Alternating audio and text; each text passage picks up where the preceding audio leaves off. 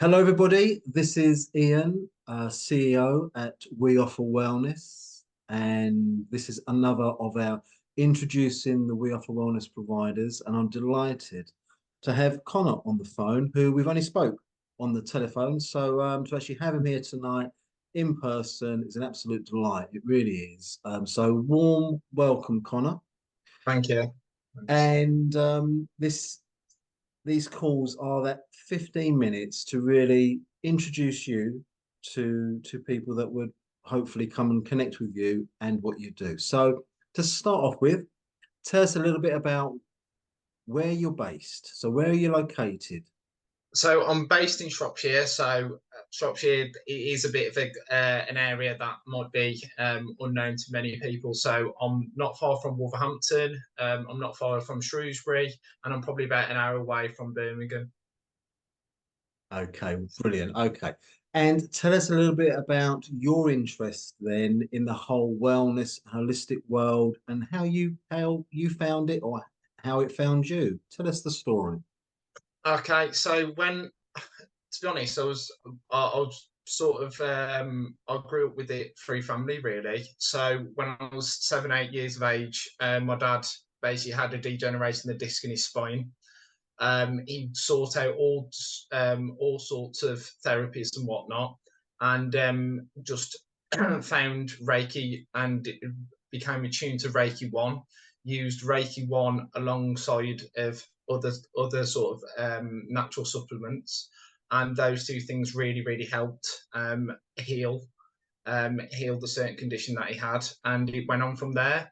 When I sort of got to probably about 19, 20 years of age, I started getting into meditation and affirmations the like. But then when I was about 23, I did my Reiki One, which was quite a long time ago now, about 8 or 9 years ago now. And then for a good couple of years, I didn't feel like I really wanted to go any further. But then about 4 or 5 years ago, I decided to. Well, I had a bit of a pull really to do the Reiki 2, and it just went from there really. And then did my Reiki master and Reiki teaching degree and everything like that. But with myself, I guess the combination of sort of having family, whether that's my dad, I've also got a cousin who went up through the levels as well. Well, actually, I've got two cousins actually that went through the levels.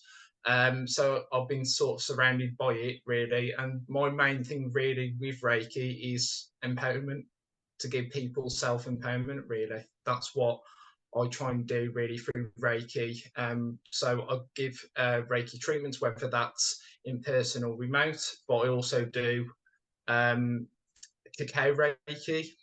So I combine sort of habit people drink cacao just before having the Reiki treatment, do a bit of meditation, then do some Reiki whilst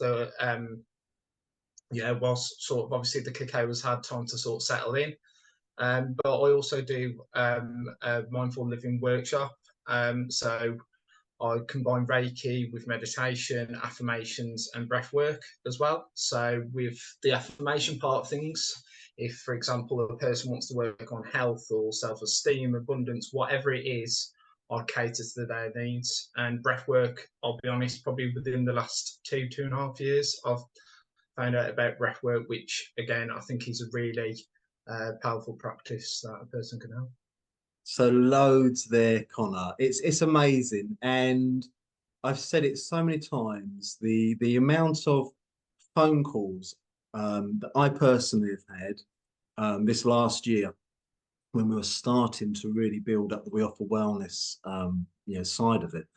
And I'd be talking to people like yourself, and it was such an easy gig, just having these really positive conversations that you could just even over the telephone sense, the connection people have to their particular practice or skill set and the love for it and the reasons behind it, which you just said there, it Yeah. comes across. But so Reiki then, yeah, please go on. Yeah, I think I certainly think with myself, like with Reiki, there's been certain times, like in anyone's life where you hit sort of certain maybe barriers or difficulties in life, and especially with like doing like Reiki 2 at the time, there were certain situations that I was going through on a personal basis to do with my career and various different things. And having done the Reiki 2, it helped shift certain things that maybe wouldn't have been shifted, to be honest. I think if it would have been for a case of Reiki 2, and I guess on the basis of when you have those certain experiences in your life, you realise how crucial these sort of practices are, really. And that's another aspect, is it? That you've been able to actually experience for yourself and come from a place that is already real and alive in you. Yeah, So look, so when you're approaching, someone phones you up and they've never heard of Reiki before, okay? yeah. Um, what's your sort of mindset? What's your approach? You know, where do you come out from to have that initial conversation with them, Conor?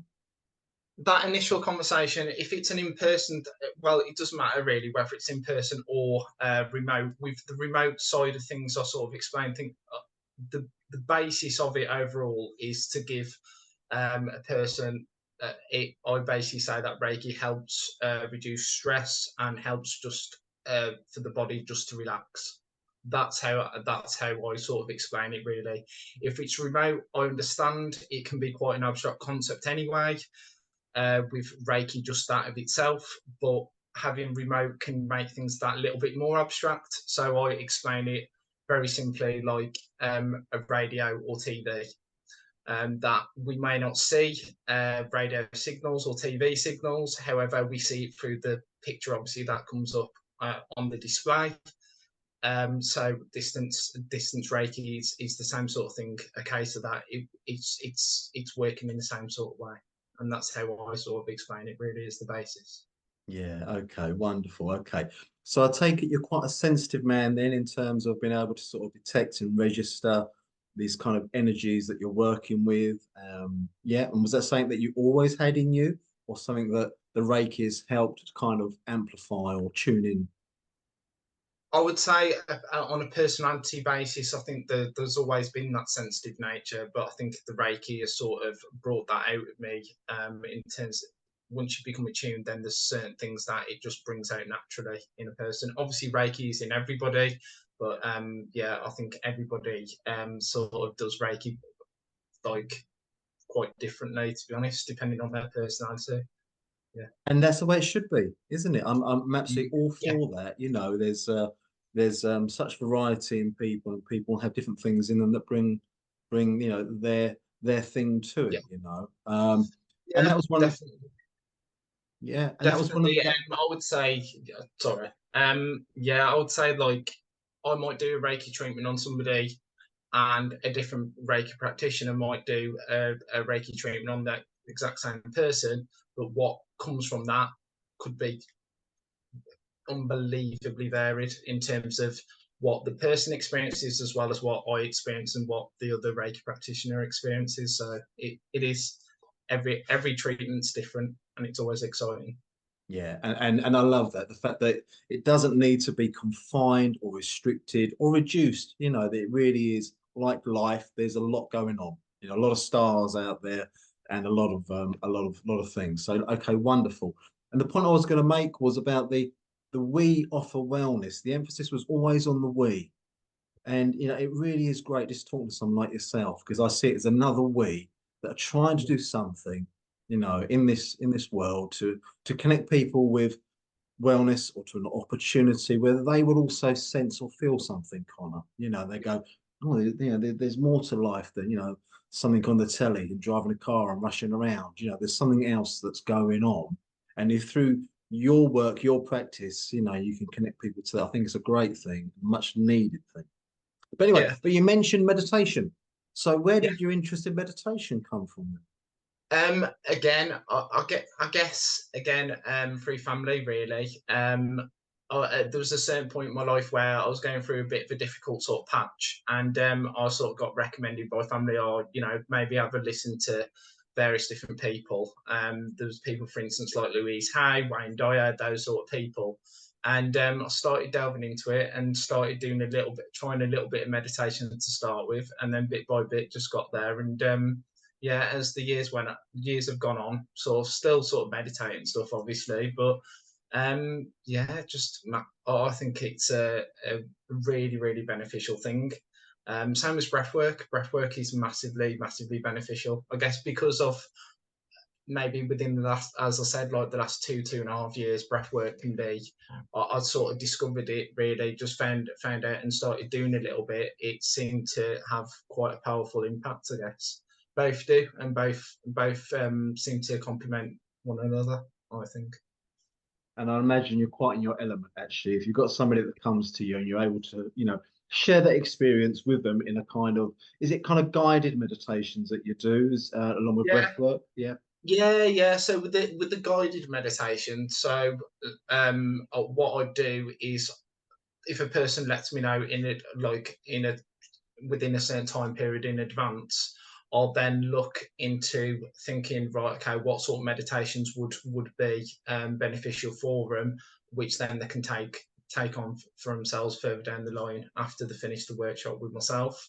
So yeah, it's a guided thing and work on rather than just simply just working on a case of abundance, try to get sort of to that root cause of where that abundance sort of maybe there might be an issue with abundance where that root cause comes from sometimes. And because I do think that sometimes there can be, even though you might be working purely simply just on abundance, that root cause could actually be in the self-love part, or it could be in other aspects. So it's always good to sort of try different meditations which then lead up to that abundance as well.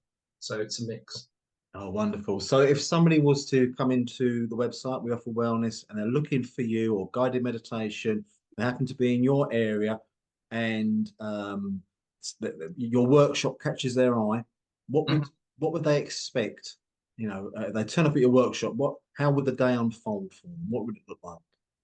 Okay, so firstly, they would get a Reiki treatment that would be 20 minutes. So that's what would be the start of it. We would then look at meditation and various different meditation types with whatever it is that they want to work on. But then we would also look at affirmations and how affirmations can be used alongside meditation, but also be used solely by itself. So there can be certain things that can be done with affirmations, like for example, mirror work and stuff. These sort of things would be done, and then, well, it can either be done throughout the day, so it's 4 hours, or we can split it into two. So two nights, like of sort of like 2 hours I've done in the past, where it's been remote or in person. So the second half, there would be then another Reiki treatment, which would be 20 minutes.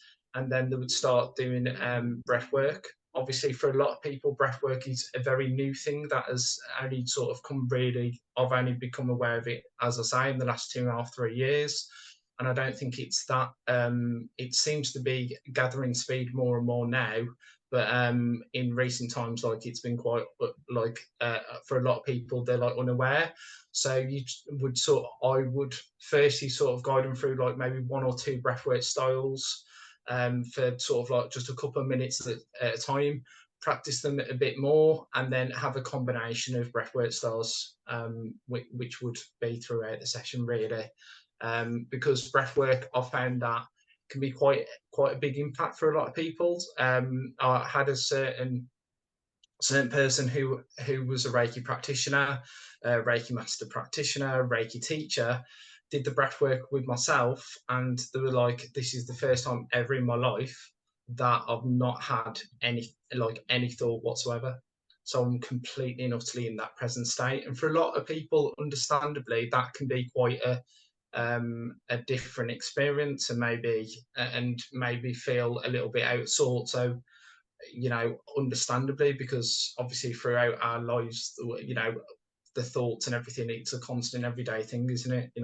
So Isn't it amazing when you talk about breath work? And as you was talking, I was thinking, breath work. That's the very first thing that a human, a baby, does when they're born. It's most like it's the first holistic practice, and it will be the last. yeah, And yet the years in between, we kind of forget how to breathe, in ways that yeah, bring. yeah. Yeah, I certainly think it has a huge benefit for, as I say, like the present state. But obviously, it can help with like keeping those energy levels up as well. Because obviously, naturally, everybody starts to flatline a little bit. The middle, 2, 3 o'clock at work or whatever, and sort of having something like that, if it can be done, during those hours, then it can really, really help as well with those energy levels. So. Oh, Connor. Hey, look, we'll bring this to a close. I'm very, very glad you're with us on it. You make up part of the we. You're exactly the type of people that we wanted for it. That love what they do, are doing it to a great standard, and have that openness to just keep learning, keep trying, and keep exploring. And there's always going to be more. So a huge thank you from us, all right, from myself. So everyone, if they want to find Connor in the Midlands area, Shropshire area, then come into We Offer Wellness and you'll find Connor in there under breathwork, Reiki, and so forth. So have a good explore and come and find him. And Connor, we'll see you around. So thanks ever so much. Cheers. Thank you. Thanks.